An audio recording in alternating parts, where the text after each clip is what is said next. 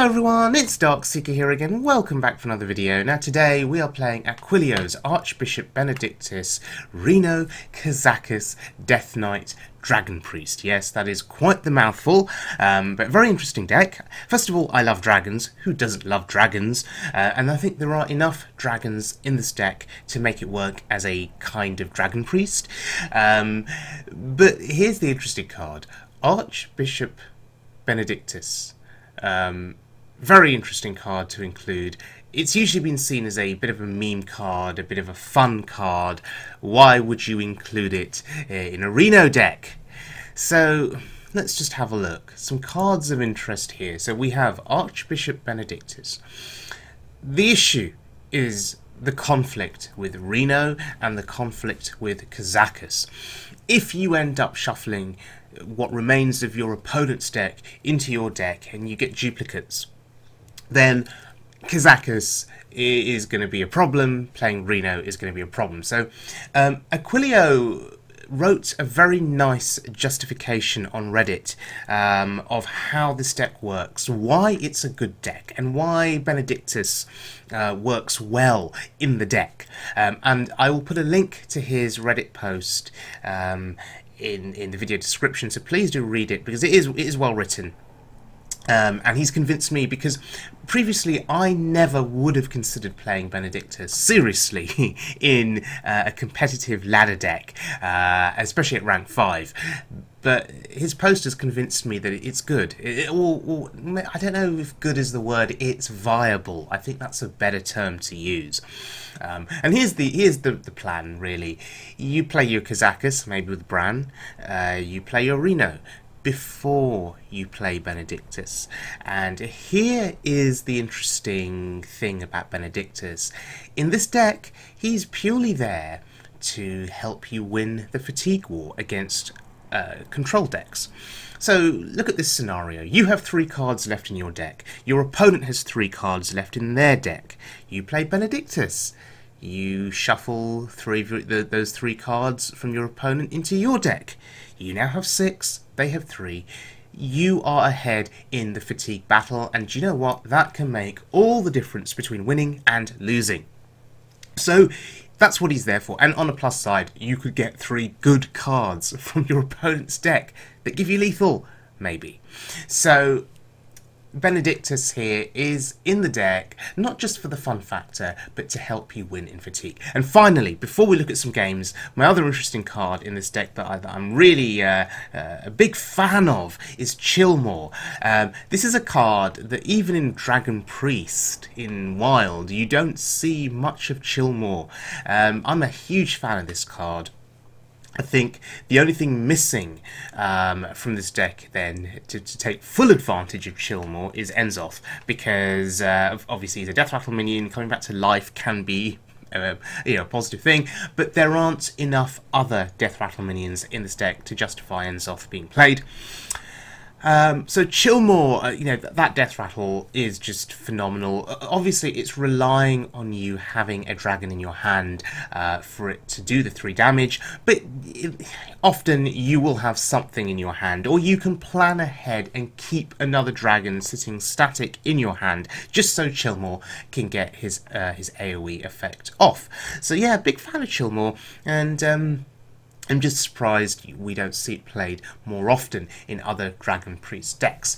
Right, so let's have a look at a few games with this deck in action on the Wild Mode ladder. Okay, so this is an example of a game where this deck doesn't work. Vicious Bloody Fledgling, that's right. I can't deal with it. And as you can see, my opponent got the Wind Fury effect, and all I could do was play minions on curve and just hope that I could somehow make it to turn 6 and play Light Bomb and or Dragonfire Potion. But his pressure was just too much here. If Dragonfire Potion cost 5, I'd have had a chance of winning this game. And look, he's even able to get a trade. He's even able to get a trade in and still have enough on board to kill me next turn. And I don't know what I'm looking for here, but there's nothing that can really save me as such. Yeah, it's over. Not drawing Shadow Word Pain to kill the fledgling basically meant that we lost the game.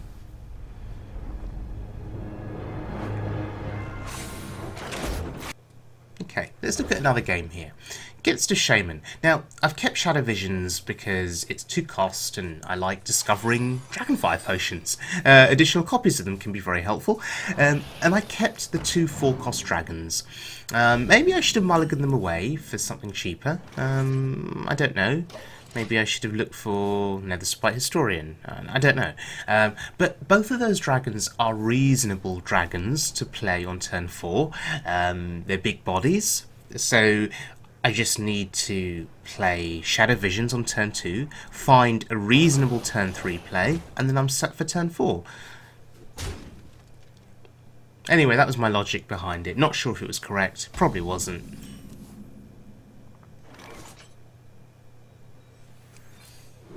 And asking you shall receive. Dragonfire Potion is what I was looking for.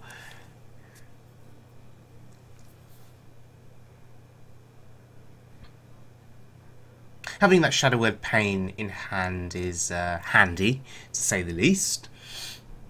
We just need to be selective on what we use it on. Obviously those 1/2 minions are not worthy of a Shadow Word Pain.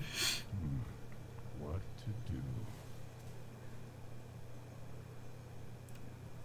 What is he thinking about? Oh, Manatide Totem. Now that is a worthy target, I'd argue anyway.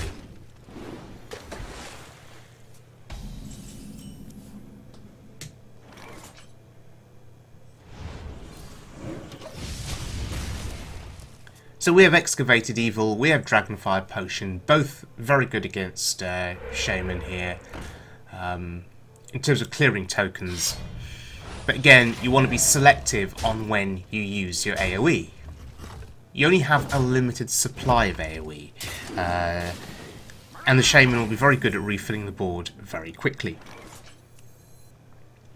So, I think coining Excavated Evil was worth it there. Sure, the coin is valuable. Coin could help you bring out a big dragon on turn 5, for example, because we've got a 6-cost dragon in our hand.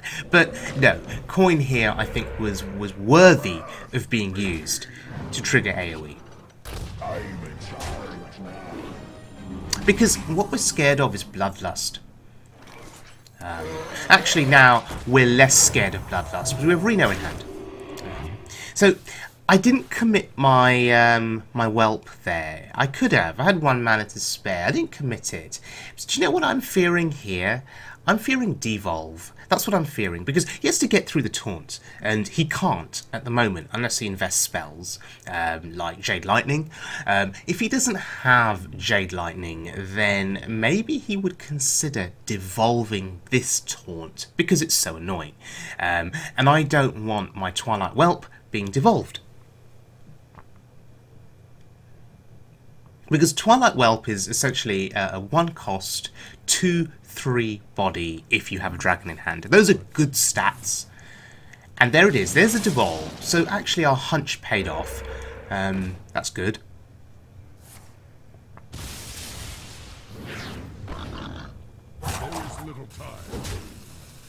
Wow. Okay.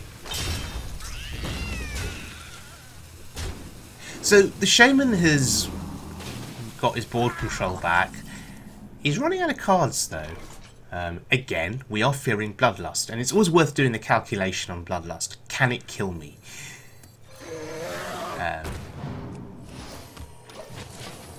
At the moment, it can't, so we're safe, and we have Reno in hand.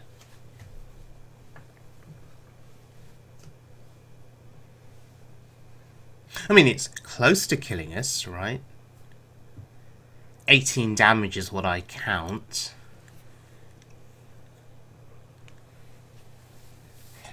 And he's probably got it in hand, and he's probably trying his hardest just to get a wide board going. These minions on their own are not threatening, but with Bloodlust, well, it becomes a whole different story. We have Dragonfire Potion in hand, and we have a dragon on board, which is why I love Dragonfire Potion in Dragon Priest. Your dragons don't die. There it is, there's Bloodlust, and so he goes face. Oh gosh, and he has 2 extra damage. Wow. Okay, see, that is something I didn't calculate. Or I didn't compute for. Having some extra damage for 2 cost. Wow, and he puts me to 2. Unbelievable. He took a gamble there. Because he was hoping that I wouldn't have Reno.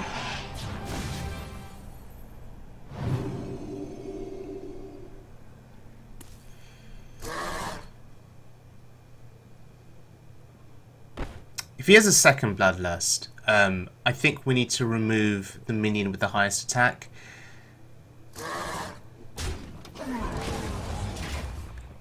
Because I think he'd be very close to lethal, if not having lethal. I think with 7 bodies on board like that, plus a little bit of attack power from each minion. Yeah, I think we had to kill the highest attack minion just to be safe from second Bloodlust. Because he'd have had 29 damage with his board, including the weapon swing too, which is quite scary.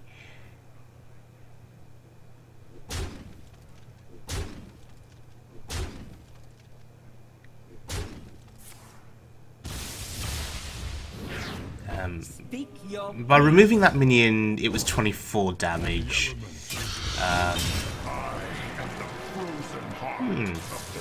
So, a mass evolve here. Okay, and there's our Dragonfire potion board. That's it. Just wipe it all out. Dragon survives. Can even heal Reno. He survives.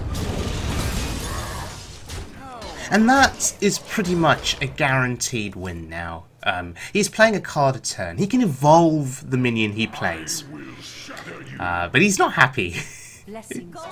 He's not happy at all. There's Aya. Actually pretty decent for him. He gets 2 bodies on board.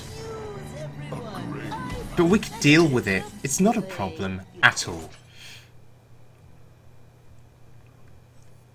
And I'm going to entomb her.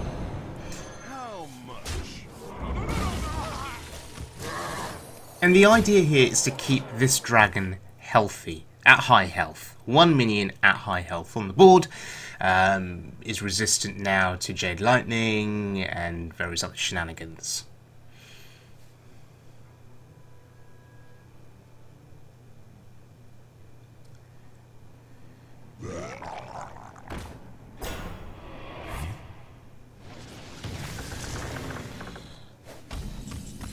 Well, that didn't work out for him, but it was a fun game. Okay, let's have a look at one last game here. It's against a rogue. Now, rogue is one of those classes in standard mode that's viewed as tier 1. You see it being played at high legend ranks with Keliseth. So the expectation here, and in wild mode rank 5, is that, yeah, this is probably a Keliseth rogue. So, happy to use the coin there to put some pressure on the board and some defense. Yeah, we've got something we can do on turn 2 next turn, so I think using the coin on turn 1 was fine. If this is like a tempo rogue, then it is minion pressure that will win out this game. And we can do minion pressure. You know, we have minions, we have dragons, we can do that. We just need to get enough down early to put him under pressure. So let's see what happens here. Having Shadow Visions in hand is brilliant. It makes me feel safe knowing that I can get a Light Bomb or a Dragonfire Potion. And you saw in those previous games that, yeah, it makes a big difference. Being able to pick up a Dragonfire Potion when you need it is just massive. Absolutely, it's game breaking, it's game winning. And there it is, Dragonfire Potion. And as we start to put dragons on the board, playing Dragonfire Potion and not having your dragons die is just huge. It's absolutely huge. Shadow Stare. So Shadow Stare is what he'd be using on Keliseth. But there he's used it to get a huge Van Cleef going. Wow, okay. 5 cost Dragonfire Potion and it's turn 4. Damn it. Oh well, I guess just play on curve.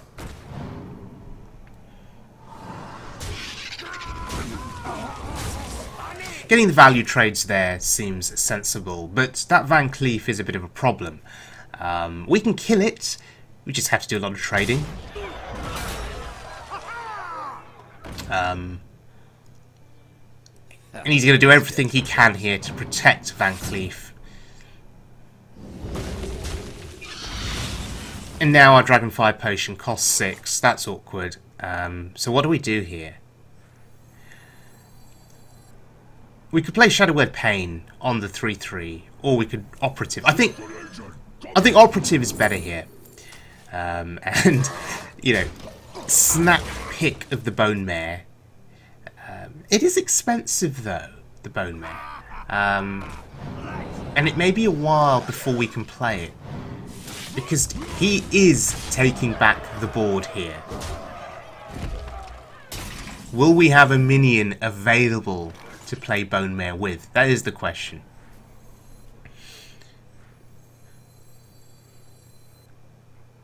I'm thinking about dragon firing here. It doesn't kill the Van Cleef. Yeah, fine. Fine. Maybe I could have played Excavated Evil. I don't know. That Van Cleef was ridiculous. Just ridiculous. It's bought him time, it bought him tempo, it bought him board control for a while.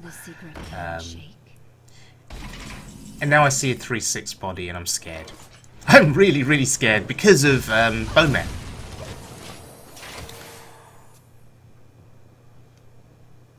So now I'm doing everything I can to keep his board clear so he can't play Bone Mare. This is an interesting game. Are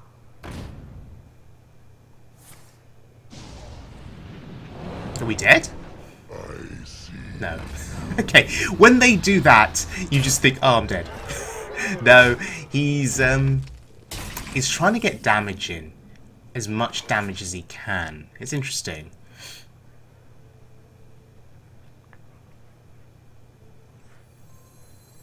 I'm just going to chill more here, I think. We need to block some damage to our face, and a 6 health Chillmore is going to be hard to remove with spells that he may have in hand, whereas my Stonehill Defender with 4 health is vulnerable to Eviscerate. Yeah. This sets us up now for Excavated Evil.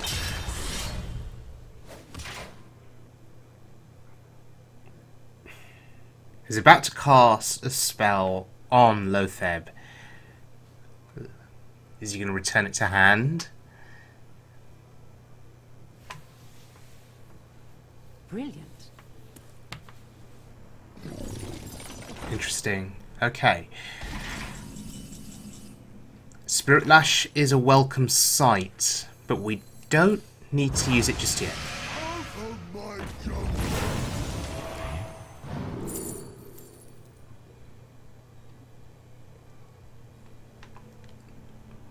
The Curator is expensive, but it will draw us a dragon, which could matter. So that's why I picked the Curator.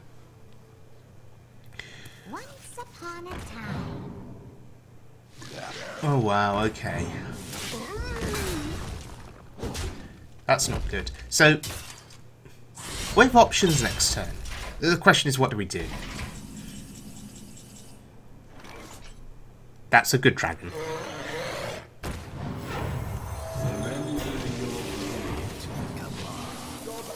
We are scared regarding our health total. We are very low. Leroy shenanigans would be a problem, so we do need to block damage to our face as much as possible, and we do need to set up a good bone mare turn.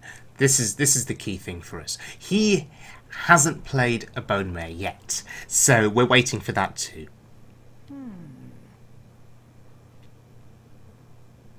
And bone mares can just swing games massively. The question is, when will he reveal his bone mare? And then how do we deal with it? There's the other shadow step. Wow, okay. So we do not have to fear Leroy shadow step now. That's important. He's used cold bloods. I think he's used 2 cold bloods. I don't know. Dragonfire potion from Swashbuckler, which didn't kill my dragon. Surprise, surprise. A tactical error. Oh, okay. My dragon's dead now. Oh, that's a shame.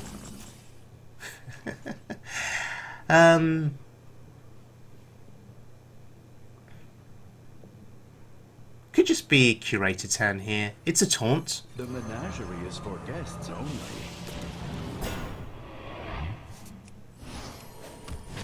Azure Drake's brilliant here. Combos very nicely with Spirit Lash. So he's running out of options. The pirate's code.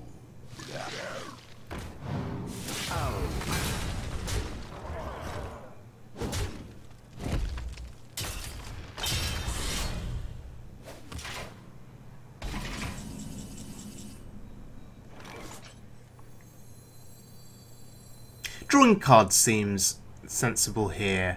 Trying to figure out bone mare value though.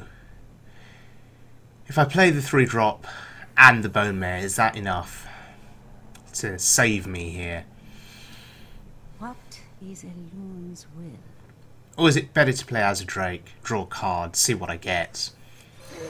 I think this is better. Oh, hello. Okay. You wish to live forever. Does Leroy kill me here? This is the question. I believe it does. No, it doesn't. Leroy eviscerate?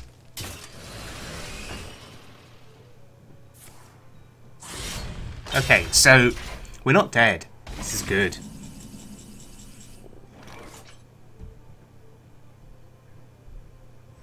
Once upon a time. Oh, and that's a Deathwing. Snap pick. Snap pick the Deathwing. So, what do we play the Bone Mare on? Play it on the Drake. Get a value trade. Go face? Oh, he's saying thank you. That's bad. When they say thank you, it usually means you're dead next turn. Okay, so what's going to kill us? That's the question.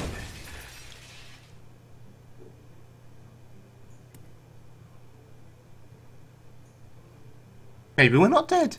Because usually they snap play their lethal picks, their lethal cards. No, we're not dead. Clearly, he's thinking about something. I mean, he thinks he's not dead. He counts 6 damage on the board, so he feels safe, I guess. But, Potion of Badness.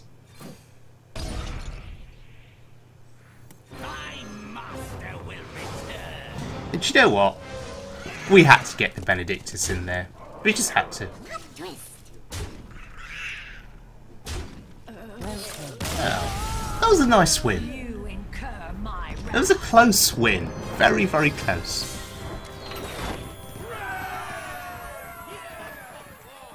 Okay, so Aquillio's Archbishop Benedictus, Reno Dragon Priest with the Death Knight. What do I think of it? It works. It worked at rank 5 for me. I was able to win some games. The dragons were pretty cool. Reno saved me. Yeah, it worked. However, Benedictus, I didn't really get an opportunity to truly benefit from his battle cry. I mean, that last game against the rogue was really my only chance, my only opportunity to play him on the board, and even then it was just for laughs. You know, we'd won the game. So we didn't truly benefit from his battle cry at all, because we weren't facing other decks that were massive in terms of control. You know, we were facing aggro and mid-range decks. And in that situation, really, it's your dragons, it's your AoE, it's your Reno that win you the game. Benedictus doesn't really matter in those games. So we haven't really had an opportunity to test him out, and I haven't had the time to play lots of games one after another. These games do last for a fair amount of time. I've not had a chance to go up against a control-heavy deck. So maybe you guys, if you've got the cards, maybe you guys can give it a whirl. Maybe you guys have got recommendations on what would work better in this deck. What cards could be taken out, what cards could be included. So if you've got any recommendations, please leave them in the comments section below. But generally speaking though, I'm happy to have played a Benedictus deck competitively at rank 5 because previously I thought it wasn't possible or doable at all. So thank you to Aquillio for this deck, and do check out his Reddit post, because the Reddit post does go through justifications for Benedictus, the situations that you'd play him in, and why this deck works competitively on the ladder. So thank you very much for joining me, everyone. We are waiting for that next Hearthstone expansion to hit, so until then we'll be trying out various decks. Thank you to everyone that's you know, asking for decks to be played, giving me deck recommendations. They are going on my list and I am working through. Time is limited for me at the moment, but I will look at as many interesting decks as I can in the next few weeks whilst we are waiting for that expansion. So if you enjoyed this video, please subscribe, I would be very grateful, and I'll see you all again very soon for more fun on the Wild Mode ladder.